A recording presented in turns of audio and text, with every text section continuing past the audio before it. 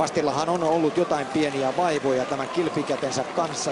Hän satutti sen edellisessä ottelussa ja sinne ainakin Granlundkin suuntasi laukauksen. Sitten tulee vasta hyökkäys Pääjärven nopea kuti ja Pääjärvi yllättää Vehasen. Pääjärvi yllättää Vehasen. Näin sen sitten nopeasti tulee, kun sieltä maalintekijä tulee. Hän yllättää Vehasen täydellisesti. Vehanen pudottaa polvilleen ja sinne yläkulmaan menee laukaus ja Ruotsi menee finaalissa 1-0 johtoon Magnus Pääjärvi maalin tekijänä. 7.40, se tuli kuin salama kirkkaalta taivaalta. Ja näin Magnus Pääjärvi, toinen maali tässä turnauksessa ja Ruotsi 1-0 johtoon.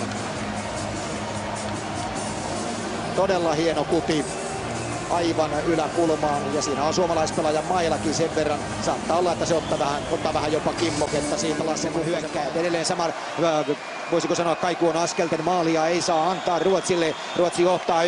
Poikittaisyöttö tolpassa käy, olipa loistava. Ja laukkoinen tässä tilanteessa siis Staffan Grunwald. Molemmat maalivahdit ovat olleet vakuuttavia, niin kuin tietysti finaalin luonteeseen kuuluukin. Tässä tämä Pääjärvi-Berglund yhdistelmä. Ja kiekko tolpassa. Markus Kryger Ruotsin aloitteena. Sieltä kaivaa Granlund kiekon itselleen, tulinen laukaus lähtee ja kiekko on siellä. Oi, tuosta se pitäisi kyllä pistää jo maaliin. Siellä ei maali edes lähtee. Fast torjuu siellä ja sitten kiekko putoaa sinne ja näin lähellä se on. Siinä on Janne Pesonen viimeisenä yrittämässä, mutta ruotsalaiset puolustavat. Erittäin tärkeä aloitusvoitto, Mikko Koivu ottaa sen ja sen jälkeen saadaan tilanne aikaan. Vielä ruotsalaispelaaja sulkee kiekon siellä alleen ja sitä sitten siellä miehissä kaivetaan. Ja lopulta sitten ruotsalaispelaajat kaimivat sen pois sieltä omalta alueeltaan. Immonen kiekossa saa peränsä sinne sitten Rickard Wallin. Vielä kertaalleen päästään hyökkäämään. Immonen tulee hyökkäysalueelle, pistää sinne kiekon Mikko Koivulle. Koivu, häntä painaa Jimi Eriksson siinä laittaa. Sitten Pesonen pelaa vielä kiekon viivalle. Se tulee Immonen esiin ja Immonen lataa. Ja siellä on 7 sekuntia ennen erän päättymistä Jarkko Immonen tulee siihen B-pisteen kaarelle ja antaa kanunansa laulaa niin, että se kuuluisa helinä kuuluu jälleen ja tuleehan se sieltä vihdoin ja viimein ja Viktor Fast on yllätetty.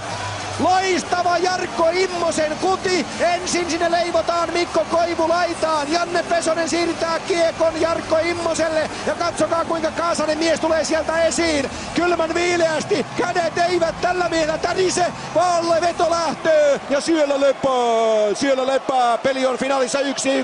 Jarkko Immonen hieno maali. Ja mikä parasta, se tulee 7 sekuntia ennen erän päätöstä. Ja Tuomo Ruutu, kukapa muu, on siellä portsarina maalin edessä. Väänänen ja purkaa hyvin tilanteen, mutta vähän huolimattomasti vieläkin. Ja sitten Granlund, hän vuorostaan Silverbergille ja Silverberg kaatuilee siellä, työntää kädelläänkin kiekkoa. Ja saman tien Suomi kuitenkin kiekon riistää itselleen Topi Jaakola.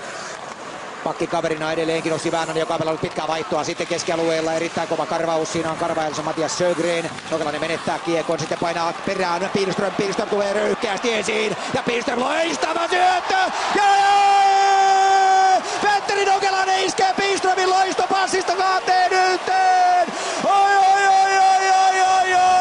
Pihlström riistää kiekon ja tarjoaa Petteri Nokelaiselle. Ja MM-kisojen ensikertalainen räppää ensimmäisen maalinsa tässä turnauksessa ja tekee kyllä makeaan paikkaan. 42-35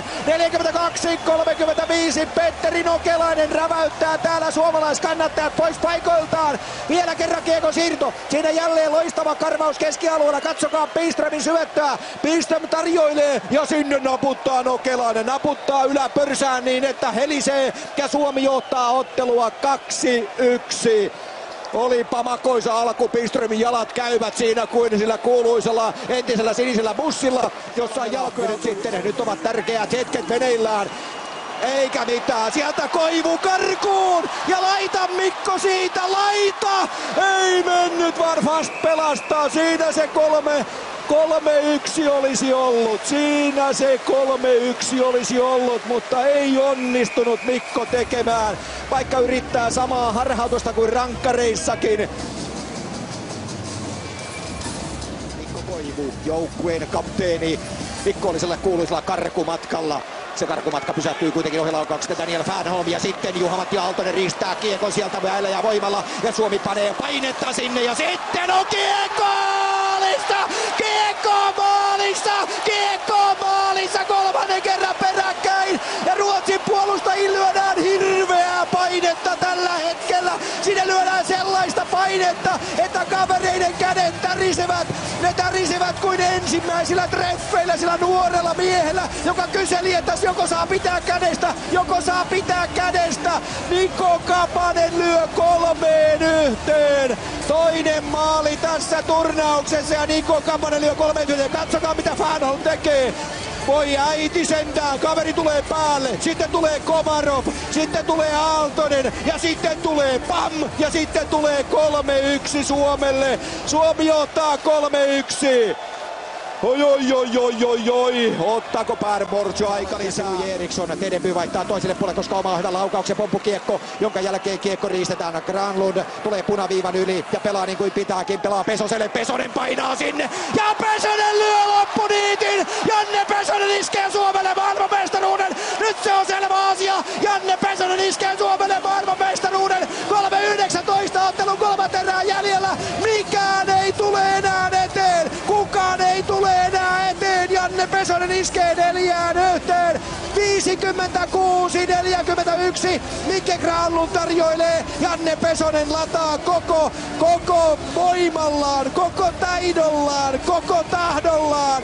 Harhauttaa Viktor Fastin ja iskee Suomelle 4-1. 3.19 on peliaikaa jäljellä. Tämä on valtaisa joukkue. Tämä on valtaisa joukkue ollut tässä turnauksessa. Ja nyt se alkaa sitten saada sen lopullisen. Kestetään 4-1.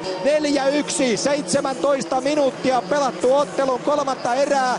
Ja Suomi ottaa toisen maailmanmestaruutensa. Tähän joukkueeseen luotetaan niin paljon, että Ruotsi ei sieltä enää nouse. Ruutu Koivu ylhäällä, Rickard Wallin, sitten tulee Jimi Eriksson, Wallin, pomppukiekko, Suomessa pääsevät väliin. Sami Lempistöä taklataan, Suomi pääsee kuitenkin vasta hyökkäykseen. Poikittaisi syöttö Mikko Koivulle, 2,5 minuuttia aikaa. Ruotsi on lannistunut, Mika Pyörä lataa! Se on lopun alkua! Suomalaiset iskevät 5-1 ja tämä on nyt sellainen löylytys, kuulkaas ystävät rakkaat. Täällä yrittää Kai Kunnas hypätä kemppuun. Se on sellainen löylytys, että siitä ei parempaa virttä enää voida saada aikaan. Tanssit ovat alkaneet. Katsokaa tätä tanssiriemua. Suomi iskee 5-1.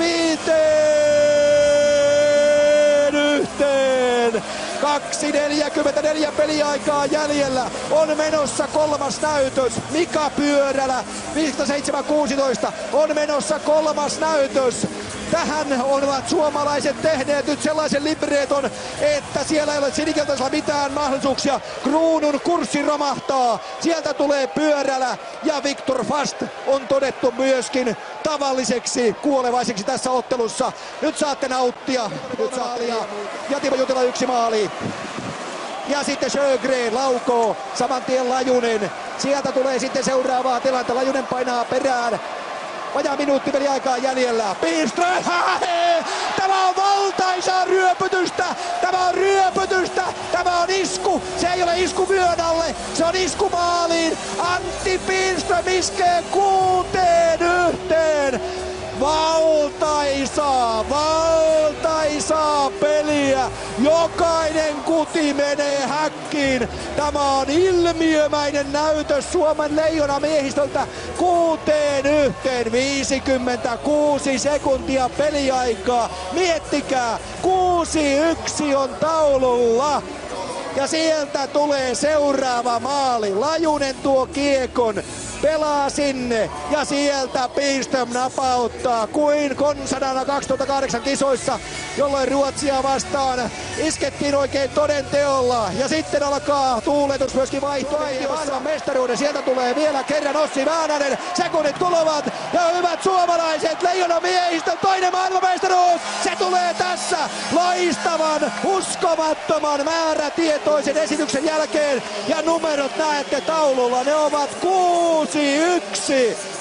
Ei jätä selittelyille sijaa. 2-1 Petri Nokelainen, 3-1 Niko Kapanen, 4-1 Janne Pesonen, 5-1 Mika Pyörälä ja 6-1 Antti Pihlström.